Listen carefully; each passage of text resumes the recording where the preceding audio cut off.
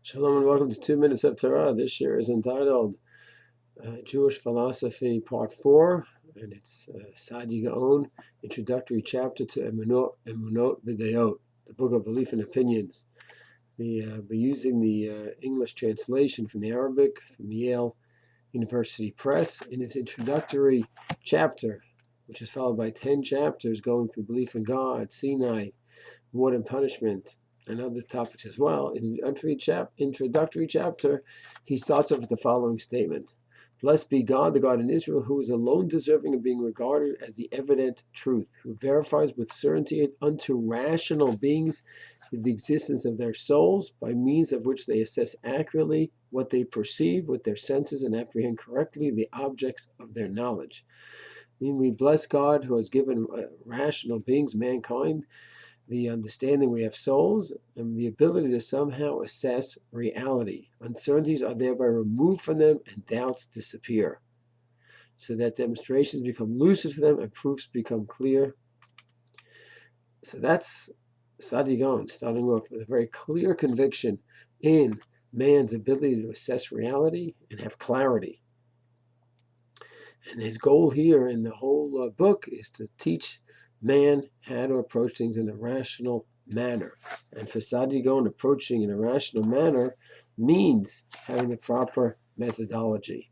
And he goes ahead and he says, he contrasts a person who's a chacham with one who is unfortunately not. The praiseworthy man is he who makes reality his guiding principle and bases his belief thereon. He is looking for reality. He doesn't have preconceived notions, feelings, a priori feelings. No, he's looking to understand reality, and he will adjust his positions based on his understanding of reality. Notwithstanding his wisdom, he relies on what is deserving of trust and wary wherever caution is in order.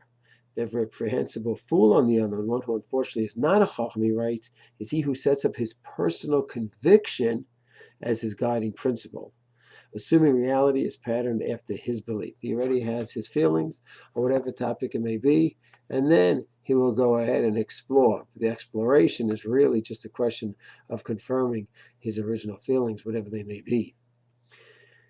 So this, of course, is a very delicate point. How does one reach objectivity? Everyone, of course, is claiming to go ahead and be searching for truth and for emet.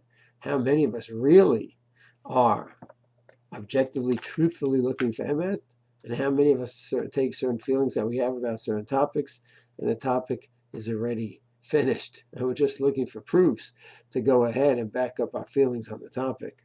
So this is not a simple thing at all. There was an article once in the Science Times years ago about this system in New York, the trial by a jury, where it said, and I'm not criticizing the system, that's a whole nother question whether it's the best that's available or not, but one problem it presented was that the opening statement by a good lawyer, after 15-20 minutes, a powerful opening statement, the jury often is convinced, or majority is already convinced by that opening statement. In the next few days and weeks of deliberation, often what happens is many people are not trained thinkers. They go ahead and they hear all the facts of the next days and weeks, and it's all through their preconceived notions that they picked up from the first 20 minutes. They had a prominent speaker, a real orator of a lawyer, and he had them convinced the man is guilty or the man is innocent, and then everything they hear is funneled through that conviction. And that, of course, is what Rav Saadya Gaon is saying cannot be. We need to be able to go ahead and to objectively approach knowledge.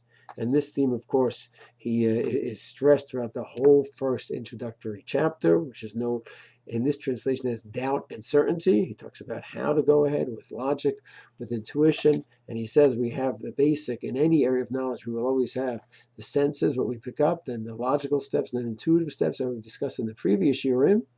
And then he says, added to that, of course, for a believing Orthodox Jew, is Sinai, where he has a conviction in the Torah Shebachtav and the Torah Sheba'al Peh, in the written law and the oral law. And once man has those four sources, the basic three sources that anyone in the world has, the basic senses, the logical steps and the intuitive steps, and then with that we have Sinai. He says with those four sources of knowledge, we go ahead and we approach all of reality, and every case that we look into, we come armed with those four sources of knowledge, and with that, of course, we could go ahead and be true seekers of God. And he says that's his goal in Emunot V'Deot, to go ahead and explain to people who want to search and want to understand the Torah, but they have conflicts. They see certain things that they just don't understand. Maybe they don't understand it properly. Maybe it's not literal. It doesn't matter. He needs to go ahead and analyze case by case to help out those people who are seeking knowledge, trying to understand God, understand the Torah, and something just doesn't seem to be in sync. So with this anchor, Rav Saadya Gaon now embarks on the 10 chapters of Emunot V'Deot. Shalom.